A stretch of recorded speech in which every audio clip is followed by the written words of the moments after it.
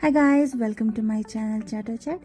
ഇന്ന് ഞാൻ നിങ്ങളുടെ മുന്നിൽ വന്നിരിക്കുന്നത് 1 pot rice and chicken recipe ആയിട്ടാണ്. സമയമില്ലാത്ത സമയത്ത് നമുക്ക് പെട്ടെന്ന് ഉണ്ടാക്കി എടുക്കാൻ പറ്റുന്ന ഒരു ടേസ്റ്റി അടിപൊളി ഡിഷാണ്. ഇതെങ്ങനെ ഉണ്ടാക്കുന്നതെന്ന് നമുക്ക് നോക്കാം.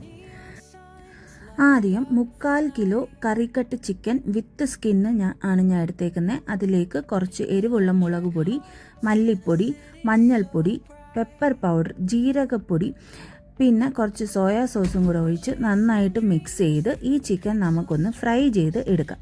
വിത്ത് സ്കിന്നോടെയാണ് ഞാനിത് ഫ്രൈ ചെയ്തെടുക്കുന്നത്. അപ്പം ഫ്രൈ ചെയ്ത് ഞാൻ ഇത് മാറ്റി വെക്കുന്നുണ്ട്.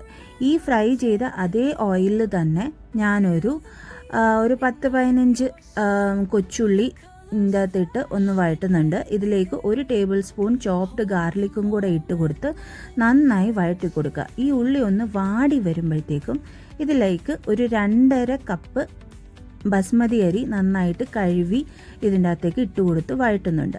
എന്നിട്ട് ഇതിലേക്കൊരു 4 കപ്പ് വെള്ളം കൂടെ ഒഴിച്ച് നന്നായി മിക്സ് ചെയ്തെടുക്കുക. ഇനി നമ്മൾ നേരത്തെ ഫ്രൈ ചെയ്ത് വെച്ചിരുന്ന ചിക്കനും അതിൻ്റെ സ്കിന്നും ഒക്കെ ഇതിൻ്റെ അകത്തേക്ക് ഇതുപോലെ സെറ്റ് ചെയ്ത് കൊടുത്ത് അടച്ച് വെച്ച് വേവിക്കുക. ചോറ് വേവുന്ന ഈ സമയം കൊണ്ട് നമുക്ക് 2 സോസ് ഉണ്ടാക്കിയെടുക്കാം.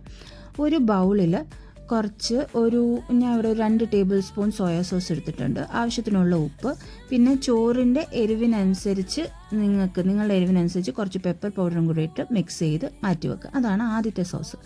ഇനി രണ്ടാമത്തെ സോസിന് ഞാൻ കുറച്ച് മയണൈസ് എടുത്തിട്ടുണ്ട്. ഞാൻ ഇവിടെ ഒരു സീസൺഡ് മയണൈസാണ് എടുത്തേക്കുന്നത്. നിങ്ങൾക്ക് ഏത് മയണൈസ് വേണമെങ്കിലും എടുക്കാം. അതിലേക്ക് കുറച്ച് ഒറിഗാനോയും കുറച്ച് ചില്ലി സോസോ അല്ലെങ്കിൽ വേറെ ഏത് ഹോട്ട് സോസ് ഒഴിച്ച് അതും ഒന്ന് മാറ്റി വെക്കാം. അപ്പം നമ്മളുടെ ചോറ് ഇവിടെ അത്യാവശ്യം നന്നായി വെന്ത് ഇരട്ടിച്ച് വന്നിട്ടുണ്ട്. അപ്പോൾ ഇതിലേക്ക് നമ്മൾ ആദ്യം ഉണ്ടാക്കി വെച്ച് സോയാ സോസിൻ്റെ ആ ഒരു സോസ് നമുക്ക് ഇതിൻ്റെ അകത്തേക്ക് ഒഴിച്ച് നന്നായിട്ട് മിക്സ് ചെയ്ത് എടുക്കാം.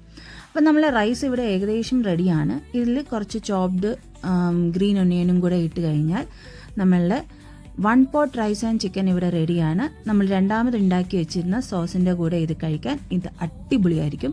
അപ്പോൾ എല്ലാവരും വീട്ടിലൊന്ന് ട്രൈ ചെയ്ത് നോക്കുക. അഭിപ്രായങ്ങൾ കമൻറ്റ് ബോക്സിൽ അറിയിക്കുക. ഇത് പെട്ടെന്ന് ഉണ്ടാക്കാൻ പറ്റിയ ഒരു ഈസി റെസിപ്പിയാണ്. So like, share and subscribe. Thank you. By.